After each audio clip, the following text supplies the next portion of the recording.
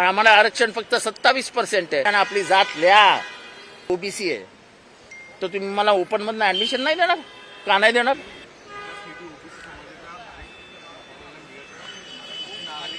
ओबीसीच्या बाबतीत मी गेले अनेक वर्ष आक्षेप घेतलाय. तुम्हाला निधी कापताना फक्त शेड्यूल कास्ट, शेड्यूल ट्राईब आणि ओबीसीचाच निधी कापता येतो.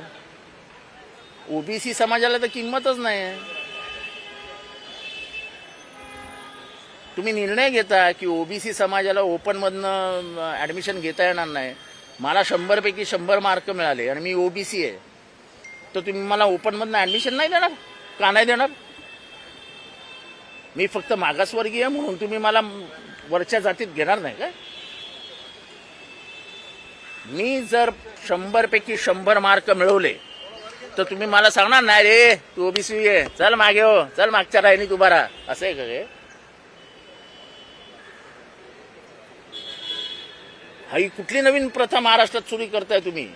आमचे अधिकार आहेत.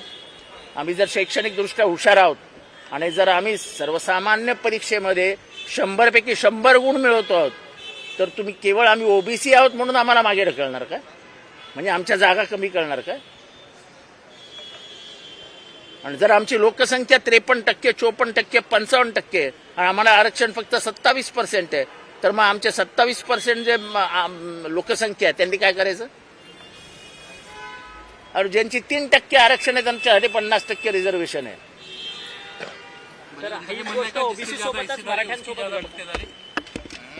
जे काशीराम यांनी सूत्र मांडलं होतं त्या सूत्रावर मी आजही ठाम आहे. जिसकी जितनी हिस्सेदारी उसकी उतनी जिम्मेदारी. हमारी जितनी हिस्सेदारी उतनी जिम्मेदारी हमें मिलनी ही चाहिए. परंतु याच विषयावरती असं आहे की जातनीय आता जनगणनेच्या करा ना. आम्ही तेच म्हणतोय, सेन्सस सुरू झालंय ना आता. जातनीय जनगणना करा.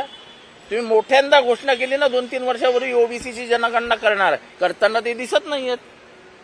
माझं ओबीसी समाजाला आव्हान आहे की जेव्हा जनगणना करायला घरात येतील तेव्हा ठामपणाने त्याच्यावर आपल्या पेननी ओबीसी लिहा, इतर मागासवर्गीयांना आपली जात लिहा. या देशामधल्या बहुसंख्याक समाज हा बहुजन आहे. हे या देशाला, या नागरिकांना आणि जगाला कळलं पाहिजे की हा बहुसंख्याकांचा देश आहे.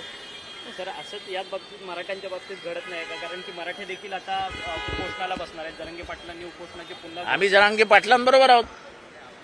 संघर्ष योद्धा जरांगे पाटील आगे बढो असं मी म्हणतो.